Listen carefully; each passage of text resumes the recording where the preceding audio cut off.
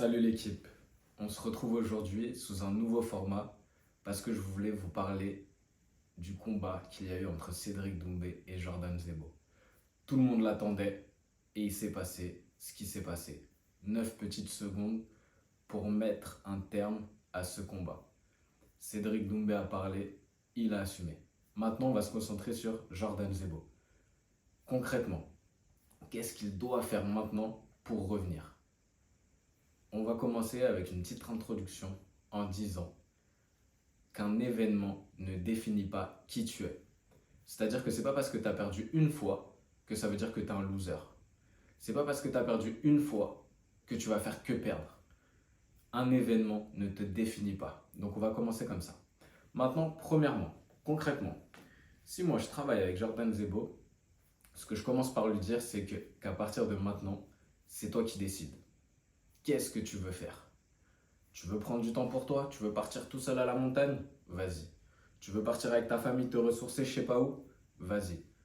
Tu veux retourner, commencer à aller courir, faire un petit truc, de l'entraînement tranquillement? Vas-y. Mais la seule condition, c'est toi qui décides. Parce que là, tout le monde va lui parler, hein. Sa femme va lui dire, ah, je pense que tu devrais faire ça. Ses amis vont lui dire, je pense que tu devrais faire ça. Ses coachs vont lui dire, je pense que tu devrais faire ça. Non, il y a tout le monde qui pense, mais c'est toi qui fais. Donc là, première chose, normalement, si tu as un préparateur mental, tu as travaillé la connaissance de soi, donc tu sais ce qui est bon pour toi. Il n'y a pas de bonne ou de mauvaise réponse, mais c'est toi qui as la meilleure réponse te concernant. Donc premièrement, c'est toi qui décides ce que tu fais. Deuxièmement, là je mets premièrement, deuxièmement, mais vous avez bien compris que tout se fait en même temps. C'est juste pour que vous compreniez bien. Deuxièmement, prendre du recul. Prends du temps. Sors un petit peu de ton environnement quotidien. Prends du recul. Pourquoi? Parce que là, après un événement comme ça, tu es dans l'émotionnel. C'est-à-dire que toutes les décisions que tu vas faire, toutes les actions que ça va entraîner, ce sera sous l'impulsion de l'émotion. Et on l'a tous fait en général. Quand on prend des décisions sous le coup de l'émotion, en général, on finit par le regretter. Donc là, on va avoir besoin de prendre du recul, se détacher. En PNL, on va dire aller en position méta, prendre du recul, prendre de la hauteur. Ça, c'est très compliqué de le faire tout seul. Donc là, il faut qu'il le fasse avec quelqu'un, avec un professionnel, pareil, pas avec ses coachs, pas avec sa femme, pas avec son père, non, avec des professionnels qui vont tout simplement le questionner, le faire parler. Et on va rentrer dans un moment d'analyse. Déjà, comment tu te sentais avant le combat, pendant toute ta prépa, la journée juste avant le combat, le jour du combat, que ce soit physiquement, mentalement, dans quel état tu étais. Chose très importante, c'est que là, il va falloir être tout à fait honnête. Être capable de dire, oui, juste avant le combat, je me sentais pas bien. J'ai eu par exemple un pic de stress. J'ai eu, je sais pas, mais en tout cas, plus tu vas être honnête, plus ce sera simple de travailler. Donc, on fait ce petit topo. Ensuite, on va continuer. Poser des questions tout simplement. L'amener, ok, tu te sentais comment? Bla bla bla. Si tout est bien, si tout est ok, on continue, on avance. Maintenant, ce qui va être le plus important, c'est comment tu te sens maintenant. À quoi tu penses? Parce que là, concrètement, tout va se mélanger. Je ne le connais pas personnellement, mais en général, dans ces cas-là, il y a tout. Dans la tête, il y a est-ce que je veux encore combattre? Est-ce que je veux encore être un combattant? Si oui, je veux encore être un combattant, est-ce que je vais réussir à retourner dans la cage? Est-ce qu'il n'y a pas un petit peu cet événement qui va trotter dans ma tête et qu'au moment où je vais rentrer dans la cage, je vais penser à ça et donc du coup, je vais sortir de mon combat? Qu'est-ce que les gens vont penser de moi? Qu'est-ce que ma famille va penser de moi? Tout le monde va être déçu. Là, il y en a plein, il y en a plein, il y en a plein. Il y a plein de pensées négatives qui vont arriver dans sa tête. Donc là, notre travail à nous, ça va être justement de décortiquer un petit peu tout ça et de démêler tout ça.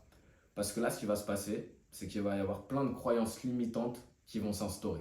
Ce que je disais un petit peu, j'ai déçu tout le monde, plus personne ne va me faire confiance, est-ce que je vais réussir à recombattre? Tout ça, c'est des croyances limitantes qui, au final, vont l'empêcher de performer. Donc nous, par la discussion, on va casser ces croyances limitantes et on va renforcer par des croyances positives. Tout simplement, en fait, on va le mettre face à la réalité. Lui, là, il va être dans l'émotionnel, il va avoir sa réalité. Nous, on va lui montrer que sa réalité n'est pas forcément la réalité. On a chacun notre réalité.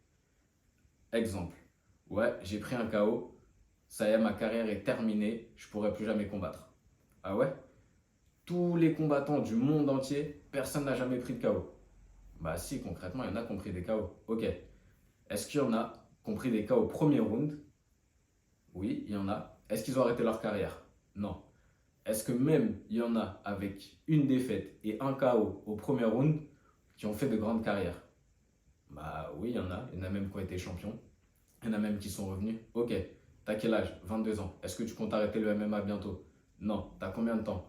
5, 6, 7 ans, 8 ans de carrière en fonction à voir. Donc, en fait, à force de discuter, on va le mettre face à la réalité. On va utiliser que du factuel. On va le sortir de ses schémas de pensée et on va modifier tout ça. Tout ça pour qu'il puisse prendre du recul et passer à autre chose. Parce qu'en fait, le secret, c'est vraiment d'accepter cette défaite. Pour beaucoup, on va dire, allez, j'ai perdu, je retourne à l'entraînement direct, je veux oublier cette défaite. Non, t'as rien compris. Si tu oublies cette défaite, tôt ou tard, elle va revenir dans un coin de ta tête. Si tu veux avancer, passer réellement à autre chose, concrètement, il faut accepter l'événement. Et pour l'accepter, il faut se rendre compte de oui, c'est arrivé, mais c'est pas parce que c'est arrivé que ma vie est terminée. Non, c'est juste un virage, une petite bosse sur mon chemin, mais c'est pas la fin du chemin. Donc je continue. On prend du recul, on analyse. Dans l'analyse, on va faire un tour bien sûr sur le camp d'entraînement. Est-ce que tout s'est bien passé? Est-ce que j'ai été entouré des bonnes personnes? On va bien sûr faire le point là-dessus. Et attention, quand je dis que c'est important, il faut tout remettre en question, c'est pour avancer. Mais tout remettre en question ne veut pas dire qu'il faut forcément tout changer. Il faut juste se poser les questions, se poser les bonnes questions et voir ce qu'on peut modifier pour améliorer. Troisième point, l'environnement. Là, il faut lui dire déjà qu'il prenne conscience que dans son environnement, là, il va y avoir déjà du tri. Entre toutes les personnes qui l'accompagnaient avant ce combat et toutes les personnes qui vont l'accompagner après, bah, il y aura beaucoup de personnes au moins. Déjà, on sait très bien, quand tout va bien, quand tout fonctionne, bah, notre téléphone il sonne tout le temps, tout le monde nous appelle, tout le monde veut nous voir. Mais quand ça ne fonctionne plus là, bah, bizarrement, le téléphone, il vibre plus, il sonne plus. Donc déjà, se préparer à ça. Savoir que là, il y a beaucoup de personnes qui vont nous tourner le dos. En profiter pour resserrer son clan. 4, 5, 6 personnes max, mais des personnes solides qui vont t'accompagner et qui vont rester avec toi, coûte que coûte, quoi qu'il arrive. Des personnes de confiance. Là, on va aussi se poser les questions de est-ce que les personnes qui m'accompagnent dans ce sport, bah, au final, est-ce que ce sont les bonnes personnes pour réussir à atteindre mes objectifs? Je jette pas la pierre, c'est juste se poser les questions. Oui, non. J'ai fait un combat. Est-ce que ce combat, j'aurais dû le faire? Oui, non. Réfléchir un petit peu à tout son environnement, se remettre en question pour justement aussi pouvoir avancer, prendre les bonnes décisions et continuer par la suite. L'environnement aussi, ça va être super important, que ce soit l'environnement, les personnes ou l'environnement physique, parce que des fois, pour passer à autre chose, on a besoin de couper de l'environnement. Donc, si tu as associé cet événement traumatique à une personne, à un endroit, à quelque chose, ce qui peut être simple au début, c'est de couper avec cette personne, avec cet environnement, avec cette chose, tout changer en fait. Comme ça te permet aussi rapidement de passer à autre chose. Ça peut être une première façon de travailler. Après, il faut quand même travailler dans le fond. Quatrième chose, s'entourer d'un préparateur mental. Il n'y a pas de secret. Moi, quand je travaille avec quelqu'un, je travaille sur la connaissance de soi, je travaille sur l'environnement, je travaille sur une défaite. Ça peut arriver. Si tu veux gagner, tu dois être prêt à perdre. Si tu veux mettre des gros KO, tu dois être prêt à prendre des gros KO. Et donc tout ça, on le travaille en amont. Ce qui fait qu'on a travaillé tellement de choses qu'on sait que ça peut arriver. Et si on sait que ça peut arriver, si ça arrive, c'est beaucoup plus facile de travailler et de revenir rapidement. Alors que si en fait, on n'a jamais travaillé, on ne se connaît pas bien, on n'a jamais entendu ce genre de choses, on ne sait pas comment rebondir. Si on n'a pas ces petites pistes dans la tête, ça va être possible de travailler, mais ça va être beaucoup plus difficile et beaucoup plus long. Donc c'est pour ça qu'il faut prendre franchement un psychologue, préparateur mental, coach mental, appelez ça comme vous voulez, mais avant de rentrer dans les difficultés. Parce qu'en fait, comme on dit, vaut mieux prévenir que guérir. On va pouvoir faire le travail, mais ça va être beaucoup plus long, beaucoup plus difficile.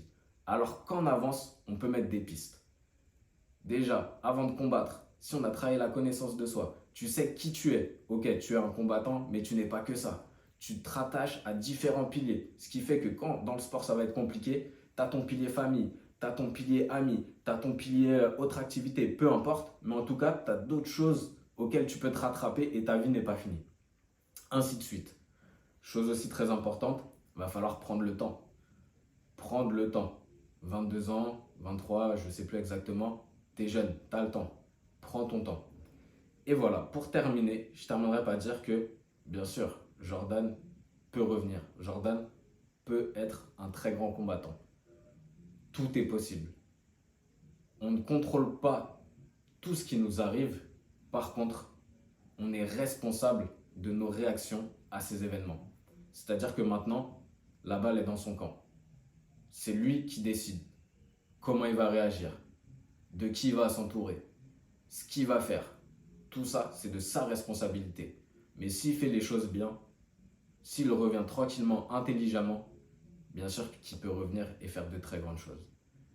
Voilà, c'était mon petit message aujourd'hui. J'espère que ça vous a plu. Dites-moi ce que vous en pensez. Est-ce que vous pensez qu'il va revenir? Au contraire, qu'il ne va pas revenir? Moi, je pense sincèrement, s'il met les bonnes choses en place, les bonnes personnes, il peut revenir et ça peut être un très bon combattant français. En tout cas, c'était un beau combat, un bel événement. Le MMA français est en train d'exploser et franchement, ça fait plaisir. Alors les gars, continuez, que vous soyez amateur, professionnel, on lâche rien, on avance étape après étape et on continue. Ciao l'équipe.